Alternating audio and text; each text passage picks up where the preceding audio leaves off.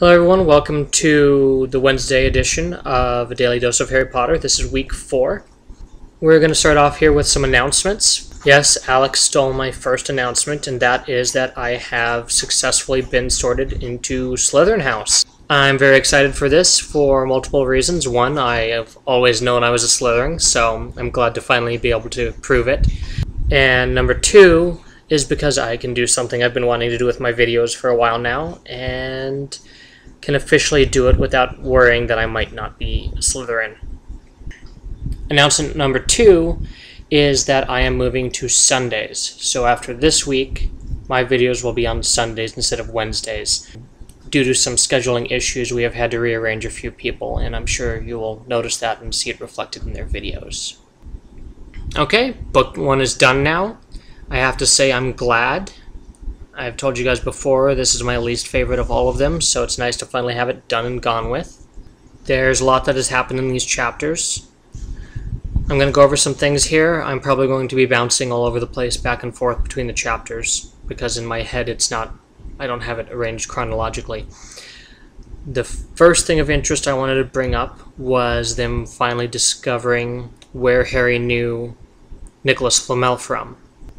And that would be when he received his first chocolate frog card for Dumbledore and read the description on the back where it says that he worked with Nicholas Flamel in alchemy. It's one of the first examples of how much planning J.K. Rowling puts into these things. And sure, other books and other stories, you read something in the beginning and it is relevant in the end. But usually in those situations, it's something a little bit more major and a little more obvious. The reason I like this is because it's simply a card. That's all. Most people would pass that by and never give it a second's thought. Basically, that's what happened with Harry. He got the card, read it, and then forgot about it. Until he got the second one stating the same thing he had already read. So knowing that now, you need to realize if you haven't read these already, you have to pay attention to everything that happens. Everything matters. There's no such thing as a trivial piece of information in these books. It all gets summed up, it all has a purpose, so pay attention for little things. The second thing I wanted to discuss is chapter 16, and it's very early in the chapter. In fact, look at that, it's the first thing. I'm going to read it here for you real quick. Through the trapdoor. In years to come, Harry would never quite remember how he had managed to get through his exams, when he half expected Voldemort to come bursting through the door at any moment.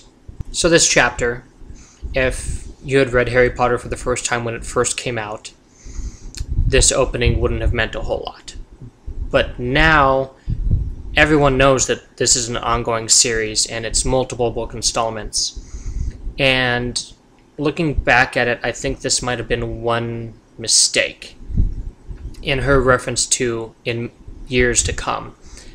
Basically tells you outright Harry's going to be living for years. Who knows how many? Years is plural, so at most we're going to assume 2. But I just feel like that's giving a little bit too much away. And it might just be me, but that's how I feel about it. So I'm going to skip a whole bunch now and just get down to the meat of these chapters, that being the chapters Through the Trapdoor and The Man with Two Faces. At this point, Ron, Harry, and Hermione pretty much know what all is going on. They know about the stone, they know about Nicholas Flamel, and they know that Voldemort is after the stone. So they go down into through the trapdoor, and at this point they face the same trials anyone else would. Fluffy, the Devil's Snare, the keys, the Wizard's Chess, the potions, and of course the Mirror of Erised. I have to admit I was a little bit disappointed in the fact that it seemed like they got through these extremely easily. These are 11-year-old children. They're only almost done with their first year of school, and these are tests being designed by extremely experienced wizards and witches. I really felt like the kids got through it too quickly. Out of all of them, I feel that Fluffy was the only one that was most difficult, just because you had to know the dog particularly well, or how to get the information out of Hagrid. The key may have been harder if someone hadn't already gotten through and found it and crumpled it, making it stick out of the crowd. I could see that one being a little more difficult, but if someone had time, it's something anyone could solve, in my opinion. The wizard's chess was so-so. It made an interesting action piece, and it gave a good point for one of them to be injured, that being Ron. However, again, I feel like it's something that if anyone sat there long enough and thought it through, they could have done it. The potions were a little bit more difficult than the others. I have to admit that I, without reading the book, have tried solving that puzzle on my own and have failed, so I will give them some credit there. Hermione is definitely quite brilliant when it comes to these situations. And in the Mirror of Erised, that one I do have to say was actually better, now that I think about it. And of course, you know, being Dumbledore, why wouldn't he have the best of them all? So now Harry's gotten through all of the trials, Ron and Hermione have been left behind, and it's just him. And of course, now we know who the true villain of this book is. That being Voldemort and Quirrell. I find it interesting that this whole time we were led to believe that Snape was the villain and Quirrell was the good guy facing off against him, and it was a nice classic switch that actually it was Quirrell who was the bad guy, and Snape was trying to protect the school and Harry. And with this confrontation with Quirrell, we come across another one of my problem areas. That being that in this confrontation, whenever Quirrell touches Harry, he appears to be burned. His skin becomes reddened, blisters, his face blisters, and eventually prolonged contact with Harry kills him. And in the chapters it says that he encountered Voldemort during his travels in Romania. And earlier Hagrid had commented that Quirrell seemed different after having come back from Romania, and they said it had been an encounter with a vampire. However, at this point we know that it was actually an encounter with Voldemort that changed him. So then, when Harry shakes Quirrell's hand in the bar, why isn't he affected at that point? Some people say that Quirrell didn't actually become bonded with Voldemort until after that encounter. I don't really see how that fits into the pre-described storyline, but that might be it. Either way, I haven't been entirely certain on that portion of the book. So now, at the end of it, Harry's the hero. He's gotten the stone. He's stopped Voldemort for now.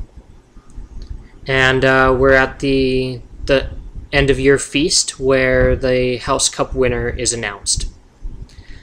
Here's where me being a Slytherin becomes important, because what I want to do is every time we go through a chapter, I want to point out a section where Slytherin is wronged, or how Slytherin, or the members thereof, do something that's portrayed badly but may not be as bad as everyone likes to make them out to be.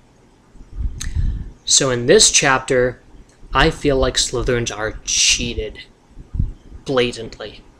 And people have said before that Snape plays obvious favoritism towards the Slytherins, and yes, I will admit that. He does. But they don't really like to think about the fact that other teachers do, and out of all the teachers, this one's the worst. Dumbledore plays favoritism so much in this scene. Okay, I can see giving 50 points to Ron and 50 points to Hermione, and maybe even 60 points to Harry. Yes, they did something amazing.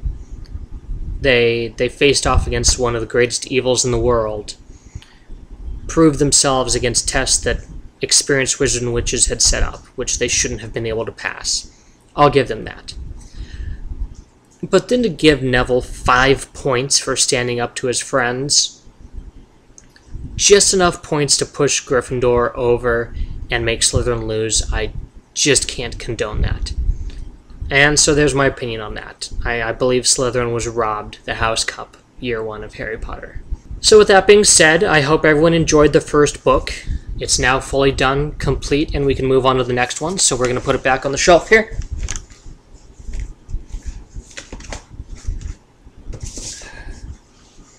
And next week, or actually this week, since my next video will be on Sunday, we are starting Book 2, Harry Potter and the Chamber of Secrets. Tune in next week, and until then, make sure and leave your comments and your video responses. Like I keep saying, we want to interact with all of you, so leave them now.